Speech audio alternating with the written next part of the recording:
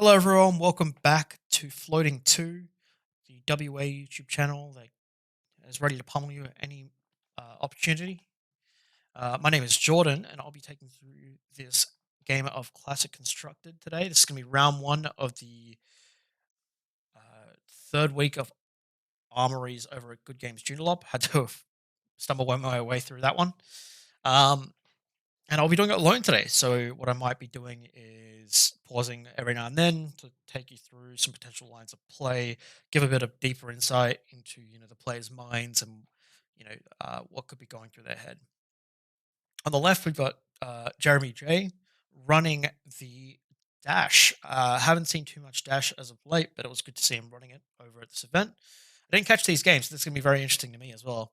And on the right, we've got Seth.A running his stock. I'm not going to say stock standard, but the classic Katsu that we've seen him play many a time. Now, starting off round one, Seth had a bit of an awkward hand. He did have triple surging strike and a fine center. So the fine center kind of evens that out a little bit, gives you a bit of options, but ideally you just want to pitch, just try and get some Kadachi damage in, which he did, and set up a surging strike for later on. Now, Jeremy did just draw a Core. It's not a very common item you see in Dash nowadays, but that does not mean it's a bad one by any means. When you play it with 2 steam counters already on top of it. At the beginning of your action phase, you remove a steam counter from it and gain 2 resource.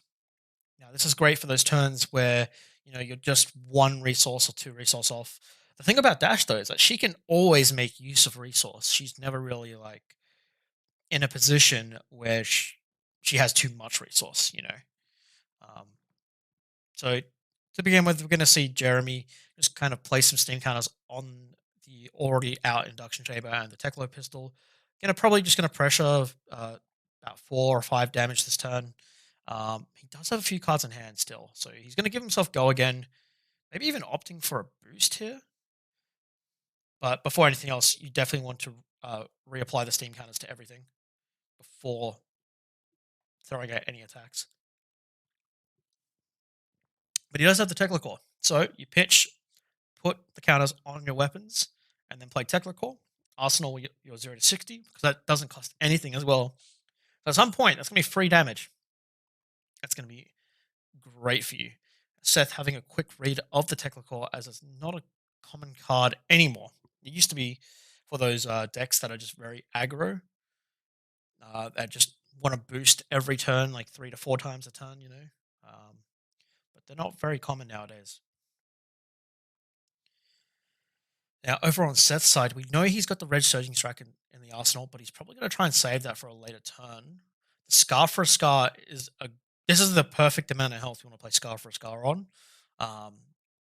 1 below the opponent to go against active. He does have a couple of cards in his hand that he can discard for Katsu's ability, but the perfect block via the sink below is going to cover that up very nicely. Jeremy just trying to filter his hand a little bit, trying to draw into one of those items. Now, I do apologize if I go quiet for just a moment. I just need, going through a game solo, especially one that can be, up to 50 minutes long, can be quite taxing on the voice or the throat. So I'll be taking a couple of sips here and there of some water.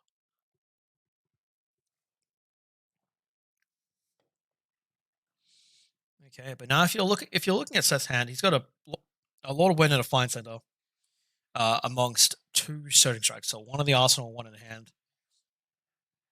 I think what you do here is you pitch to Kadachi, and you Kadachi again, because you're not expecting to get anything else out of this hand, out of this turn, besides as many cards as that you can out of Jeremy's hand. So what you're more than likely going to see here is a second Kadachi, which will force, or not force, but be a more predictable block for Jeremy. So he's going to be blocking that so that he plays around Mask of Momentum. And now he'll pitch for the yellow surging, keeping the red in arsenal, which is a better play. It's another breaking point as well, 4 being a really annoying number. But That's okay. Jeremy is going to block for 3 and go down to 37. So 37 plays 38. The thing is, though, even though Jeremy, blocked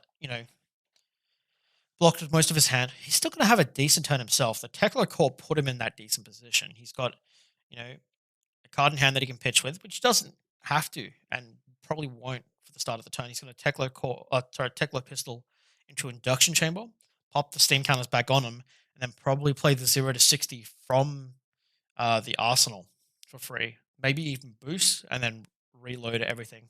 Although if you're going to do it, reload before you 0 to 60 and don't waste your boost. But that is likely what we're going to see here. And if you're Seth, you opt to take as much damage as you want here because this isn't like a fairly non-threatening turn. For Jeremy, it's every little bit counts. It's an interesting scale when you think about it. Yep. So does indeed get a banish out. Yeah, it's weird playing these decks that kind of grind your health down. Just little bit by little bit, because your opponent's coming at you for like 4s, 5s, and like maybe a guardian for 9 plus, and you're just sitting there coming down for 2 and 2 and 2 and 2, and you're just trying to block them out, stay alive. It's this weird dynamic. But yep, Seth opting to take all that damage there. He does have, that looks to be an Ancestral Empowerment, a Blackout Kick, a Fluster Fist, and a Razor Reflex in hand. So what he probably does here is break the cross trap. Yep, there we go.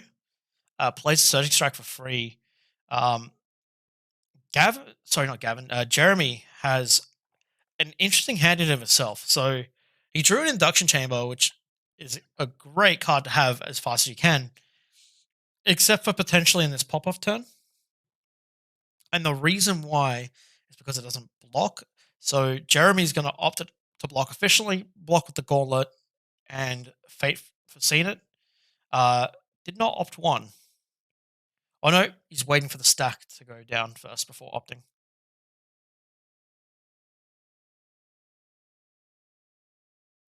Oh, completely forgetting. Okay, never mind. It's okay. Katsu's triggered here. Discard the Fluster Fist to find a red warming gust wave. So Seth's going to be pretty happy about this. The Lord of Wind combo, well, it doesn't, it won't have a lot of oomph at the moment because there isn't much in Seth's graveyard. It's still going to be doing some damage. So Jeremy just trying to cover this up. What's more than likely going to happen is the Ancestral is going to come out. Oh, not the Ancestral, Breaking Scales. Now, you might be thinking, well, why would he break in scales here? It's the start of the game. Well, he'd be one-off pocketing Mask here. And another card draw is never a bad idea. And he did also draw it into the raw Magenshi earlier. So he's sitting pretty at the moment. You pitch the Blackout for the Magenshi. Coming 5 go again. If it hits, you also draw a card. So the only choice Jeremy has here is to block with the chess piece as well as 1 card from hand, covering 5. But Seth is just going to pitch Razor Reflex that. He's going to draw the Lord of Winds, proc Mask of Momentum, and just be having a right old time.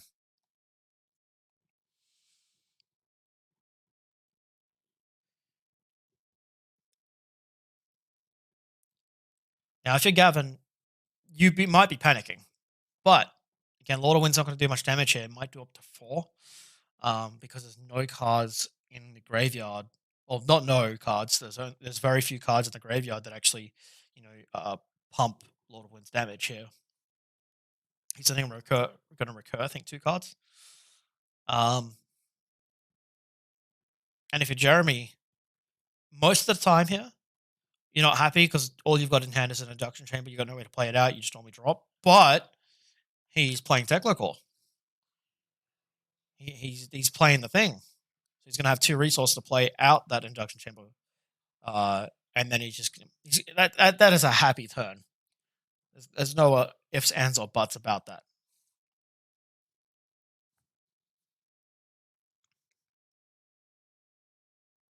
Seth just doing a little bit of shuffling here, opting to play the Mugenshi on hit first before the mask on hit, or forgetting about the mask on hit. Okay. So recurring the two surgings, and yeah, there we go.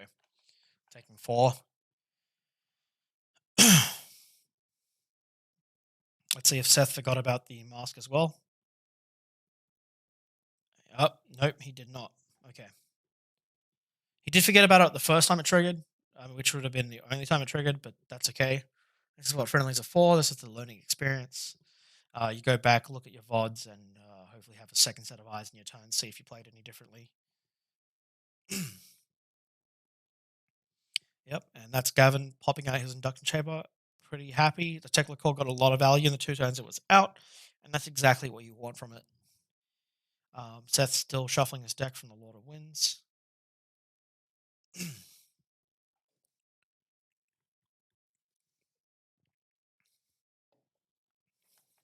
So, big thing for Seth right now, he's got a Plunder on an Arsenal. The hand he drew is not what he wanted to see here. The blue Whelming Gustwave, blue Fine Center, not really going to do much for him this turn. He's going to play Plunder from Arsenal. Yep. You pitch the Fine Center and threaten the Whelming. Double Kadachi, force a block, and then you scarf for a scarf for 7, forcing more blocks. And then Arsenal the Plunder run. Jeremy, just looking to kind of cover that up as much as you can at this point. Looks like he's going to be forced to block inefficiently or with the Tekla Foundry Harp. Which I think he'll opt to do. I think they're just trying to sort out how much the damage looks like on the camera. But I can tell you that dice does not look good from here. But it is for 7.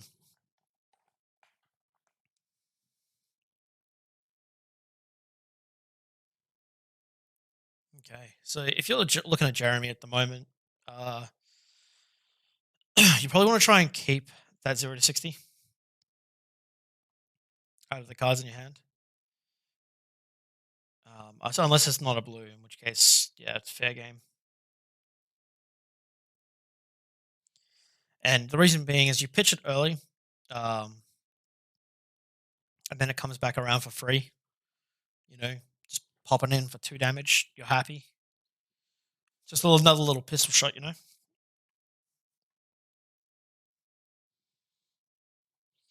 And that is indeed what he does. He blocked with the Tekla Foundry Heart, and 2 cards blocking for a 7, covering up the Plunder run. And I think Seth's pretty happy with the hand he's got here, so any damage that Jeremy's going to throw his way, he's just going to take. Ping him for the pistol for 2. He's more than likely going to Induction Chamber, pop the last resource back onto the pistol, shoot again, Induction Chamber, and then pitch and refill all 3. I don't know what the card in his arsenal is, unfortunately, but that's a 6 damage turn. That's not terrible. It's going to annoy the ever living hell out of Seth, though. 2-2-2.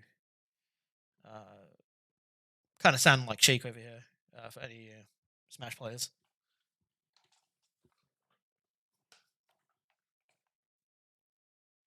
There we go. The second set of 2. Just going to take the damage pretty confidently. And this is what we were talking about earlier, just kind of playing these sorts of efficient turns, and the polar opposite on Seth's end, happy to take the damage and then just play out a 5-card hand every turn.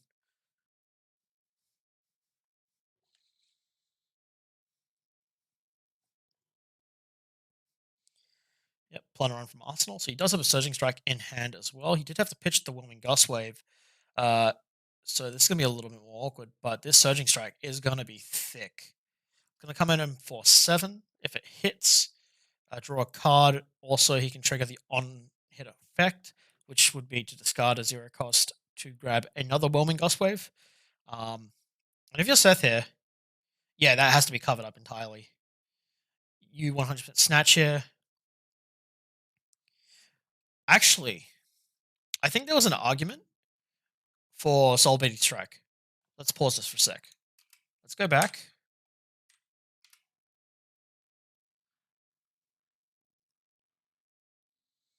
So he just triple blocked. In his hand, before playing anything else here, your Soul Beat Strike is 4 damage go if it hits go again, right? Doesn't cost anything. You're gonna have you're guaranteed to get that damage out because if he could have blocked before, he would have done it. He would have played a defense reaction on that Surging Strike turn. So instead of playing the Snatch, Breaking Snappies, and then Soul Beat or whatever else you get from the draw, which is it's arguably weaker, and you're getting rid of your equipment when he has no more equipment to block with, and you could have kept the pressure going on him while keeping your equipment for later on in the game. Yep, and I do agree with taking the damage here. Like you've already overblocked. So drawing 2, one for the Plunderon, one from the Snatch. Funnily enough, the Soul Beat Strike. Wait, does he run Crane Dance? If Seth run, yeah, he just discards the sync to find a Crane Dance because he's got the full Fine Center combo. How does he draw into that? Ugh. He went past the Crane Dance. Sure, okay, surely he goes for the Fine Center combo, right? Because getting a Zen State token out is actually kind of crazy in this scenario because all those pistols are going to be pinging for 1 instead of 2.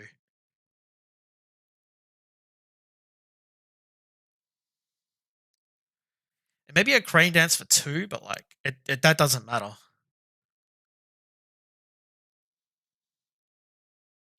Nope, going for a Rising Knee Thrust. I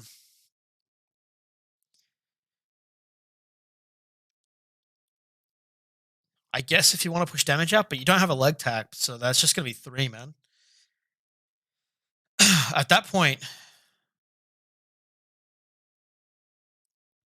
yeah, no, I fully disagree with this.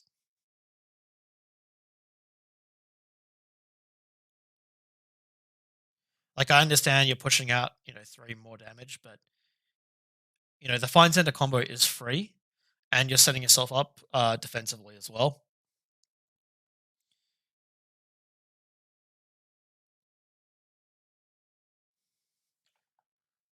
And you also would have had something in Arsenal at the end there as well.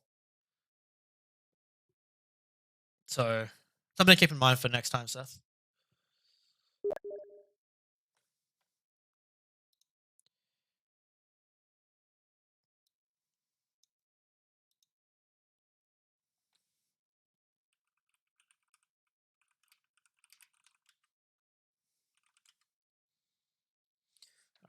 No worries. But either way, pushing out a lot of damage. Jeremy did keep 1 card in hand, so he's able to have somewhat of a turnout.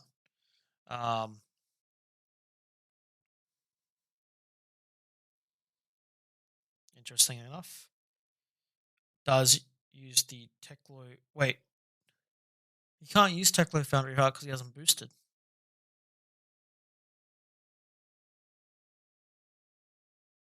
Oh. That's unfortunate.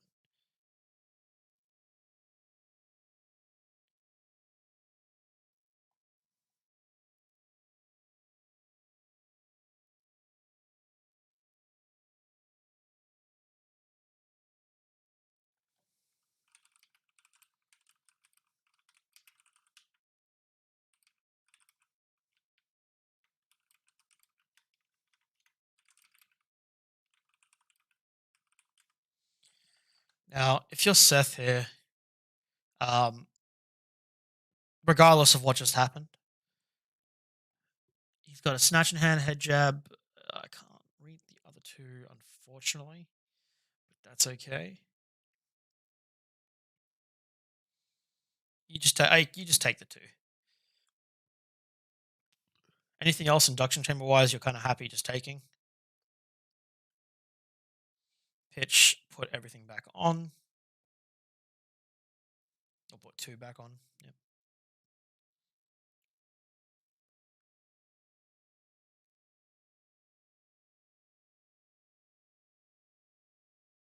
He has 2 more resource. Oh no, he wanted to put 1 on the induction chamber. Okay. So it's looking a little scuffed, but that's okay. We're getting there.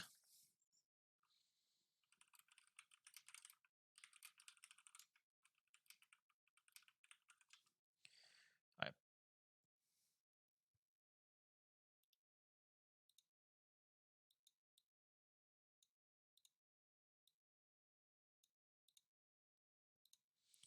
Okay.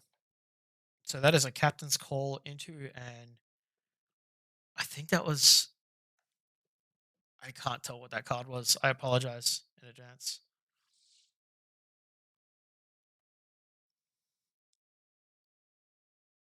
I think it was head jab for 5.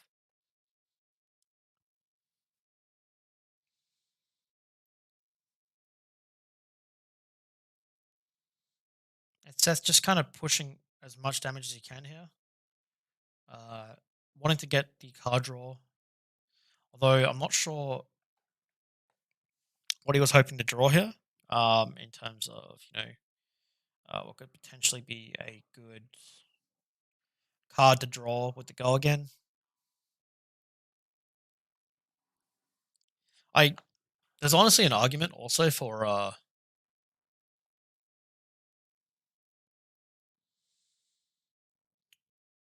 was potentially thinking keeping the rising knee thrust for later, but that's all right. So unfortunately, I think Jeremy was not completely clear on how the Tekla Foundry Heart worked this game, but that's okay. We're here to learn. We'll make sure he is aware for next time.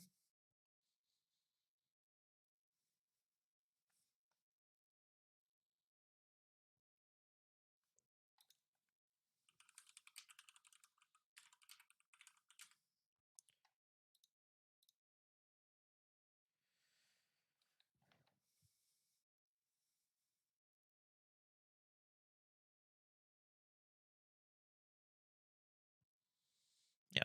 So that's just going to try and push damage to Kadachi's here. Um, Jeremy does have a really good hand to try and bait out these sorts of hits here. He's got the Fate for Scene. Got probably gonna. I think that's a red Surging Strike, so he blocked for 6, which covers Ancestral, which is good. It's covering all the bases. I believe there's 2 more left.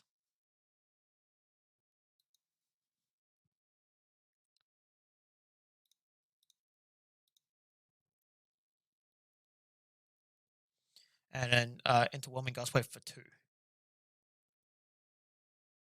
So this does feel really bad.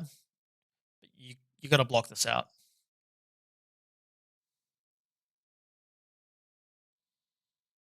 Yep.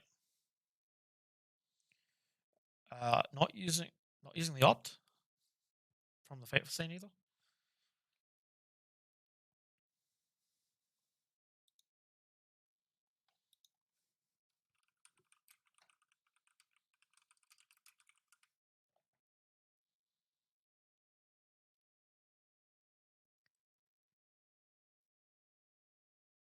All right, so if we're looking at Seth's hand here, head jab, soul beat strike, blackout kick, and whelming gust. So it's pretty awkward for a hand.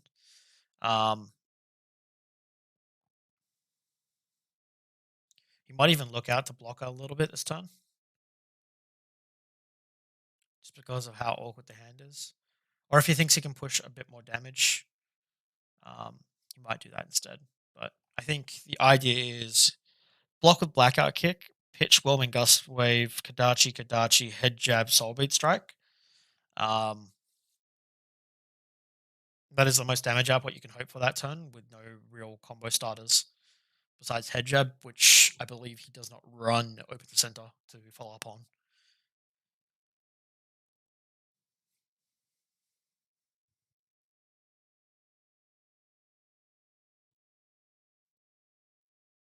Pistol again.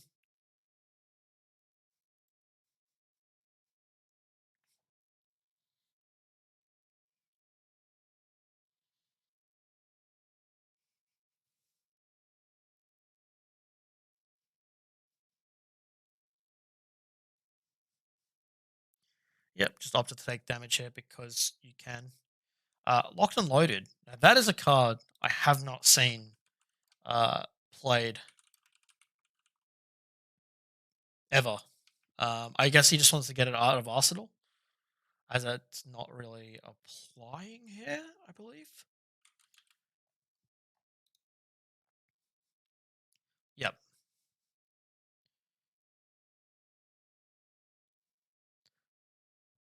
Yeah, I think he just wanted to clear his Arsenal. It wasn't going to apply the extra damage.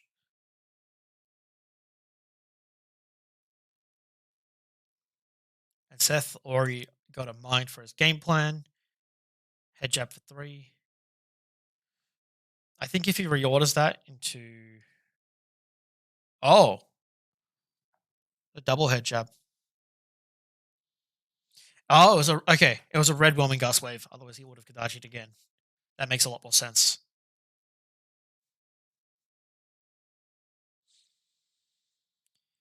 Just slowly stripping cards out of his hand, and that is almost a top tier hand coming out from Seth. Almost. Lord of Wind, Surging Strike, Mugenshi, and Rising Knee Thrust. If it's a blue Rising Knee Thrust, it's going to pay for a lot of that combo. He might even discard. Uh, Actually, can he discard the Lord of Wind? Its cost, I think it's X, right? So X does count as 0 cost. It is just 0 cost, yeah. So you don't even need to play the Lord of Wind part here. You just kind of discard it and play the rest of it out. But again, you're kind of facing down a Dash who's just shooting at you constantly. It's fairly oppressive. There's not much else that can be done about it.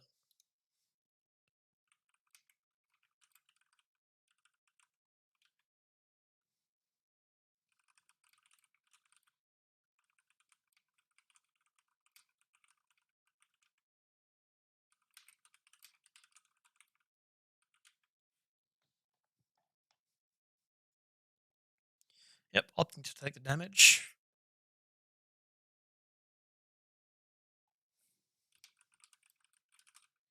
And it's going to be another ping, ping, ping.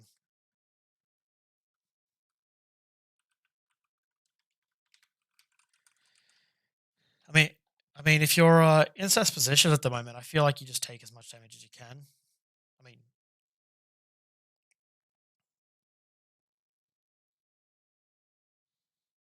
well, you want to try and set up at least a bit of a better turn.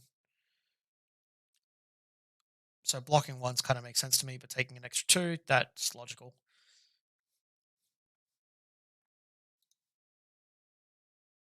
Kadachi for 1. He's probably going to Kadachi for 1 again, try to strip a card, and then he's going to Surging Strike.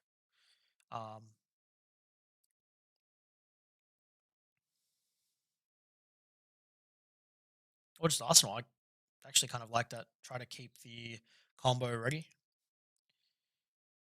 Razor Reflex, Surging Strike, and Mugenshi.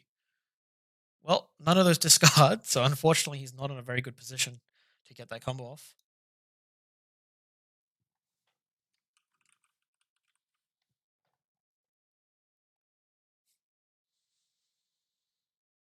So at this point, he's got 2 choices. He can take a lot of this damage aggressively, which, considering how many cards Jeremy has in his hand, is not a very good idea. And the idea is that he should be blocking efficiently now until he can get a combo going, or has a line worthy enough to take that extra damage.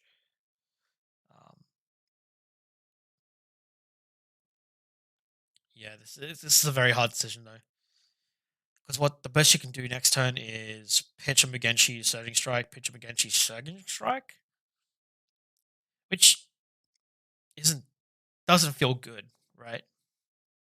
Maybe don't play for the combo, maybe just play for the raw damage.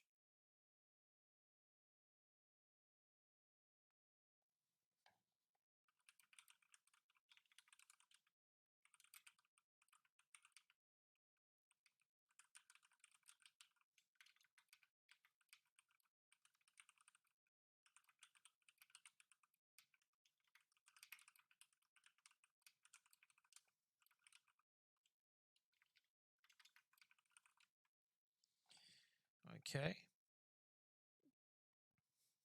So I think there's an argument for blocking with the um, razor reflex instead of the surging strike. And that way you can pitch Mugenshi to play a surging strike. Unless his idea here is that he wants to pitch Mugenshi, play surging strike from Arsenal, and then uh, Arsenal the razor, which isn't terrible. It's just, again, kind of awkward. Jeremy does have that third induction chamber in his hand, however, so this might be all she writes if he decides to take damage here. Because if you're looking at Seth at the moment, he does have one card in hand, but most he can get out of that is a whelming, and at that point you can block the whelming.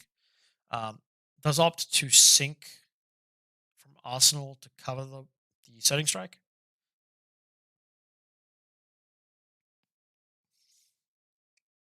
And I think that covers all the damage, so it's a yellow surging.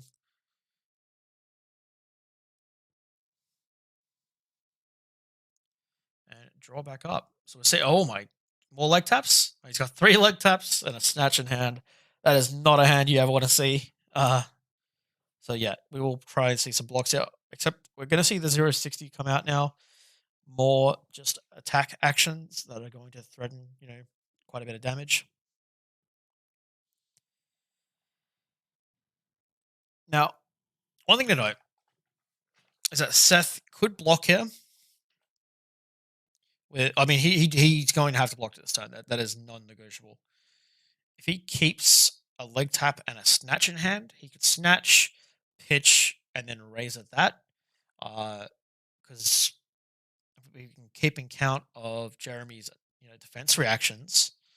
Pretty sure he's played all 3 fates, and I think he only has 1 sync left. So the odds that he actually has a sync left is not very high. But I don't think he's going to get an option um, to play out that hand either. I think that's a throttle for 6. Yep.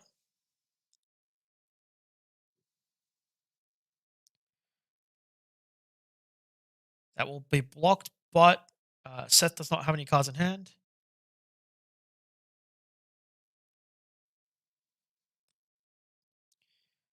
If we're looking at Jeremy's deck, it's actually getting quite thin.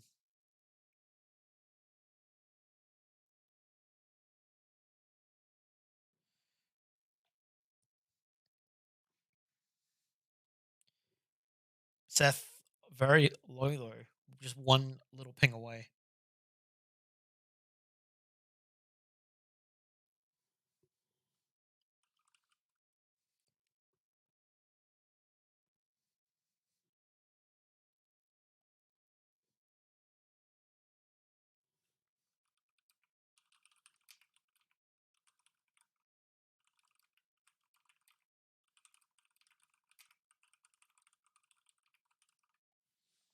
And we're going to see a ping for 1. It looks like he's got 1 floating resource as well, so he is at least going to ping 3 times this turn. Potentially go for a boost.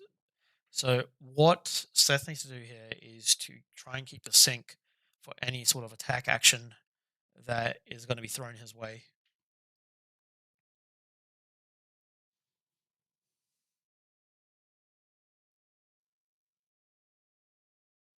So ideally you block with Surging Strike here, and then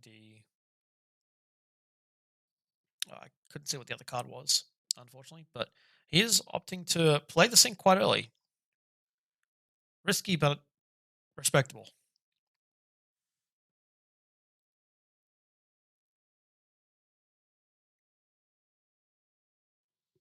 Yep, and then a zipper hit, just going wider again. I think that's a zip. I can't tell what color that is, unfortunately. Makes it a little hard to gauge damage and whether we defended appropriately, but we will find out shortly.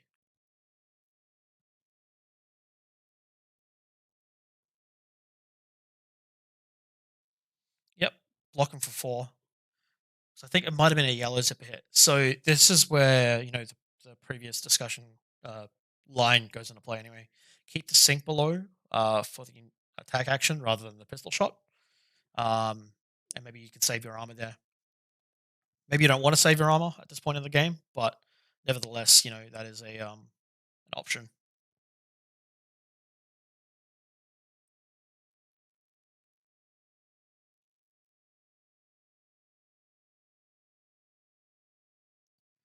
Yep, Jeremy just reloading everything back up and then shooting the pistol once more.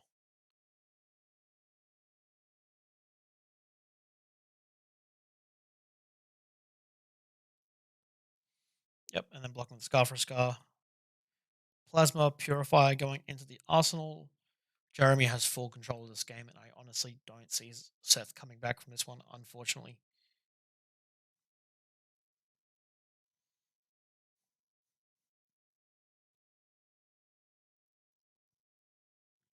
The thing about Dash as well is once the later the game goes, the likelihood that she's going to have an off turn is nil.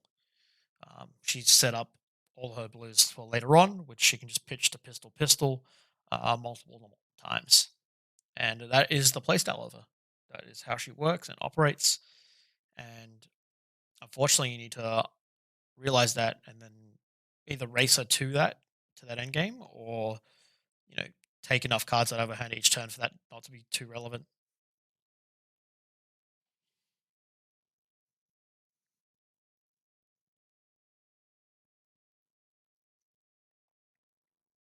Yeah, and I think Seth is keeping the sink below this time. Learned his lesson from the previous round, previous turn. Sorry, and Gavin pinging 3 times, no attack actions, and hasn't reloaded anything. So I think he might have messed up. Jeremy, sorry, not Gavin.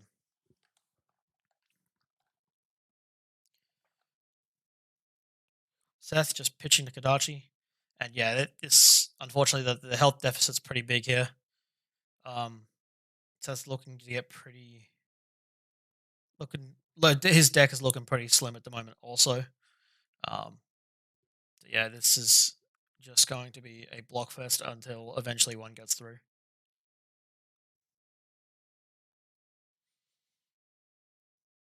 Now if we could have if we could think about things that maybe have done differently, um Seth could have gone a little bit more, just changed this combo route. Uh, Instead of going for Katsu to get a rising knee thrust with no leg tap in his hand, could have gone for that crane dance and done the full combo, get a Zen state token out as well, which would have helped him out defensively. He doesn't even need to pitch or block to do that. It just negates one turn for every ping, every little bit of damage, every single separate attack. Sorry, on the combat chain. So, and that sticks around for 3 turns, I think. So the damage adds up. It is a very strong token, and I think the strong it completely nullifies rune chance and those sorts of things as well. It's really gross, really good. Popping the Achilles accelerator,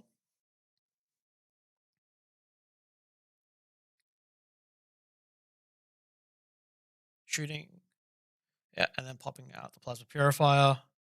That way he just has he's coming at him for 3, so any of Seth's 2 blocks now are no longer going to be effective.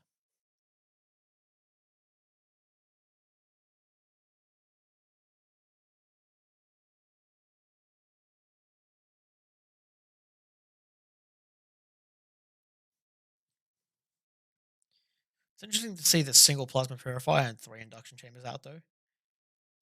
I don't think inherently it's a bad idea.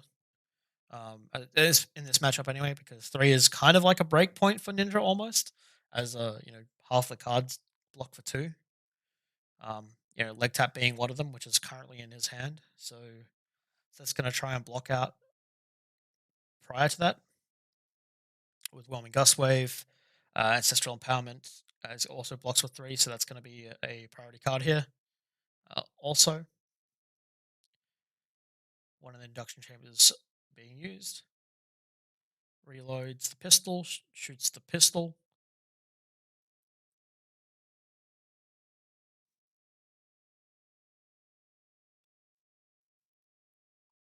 So the crane dance here will also block for 3. Um, but after that, he he has nothing left in the tank.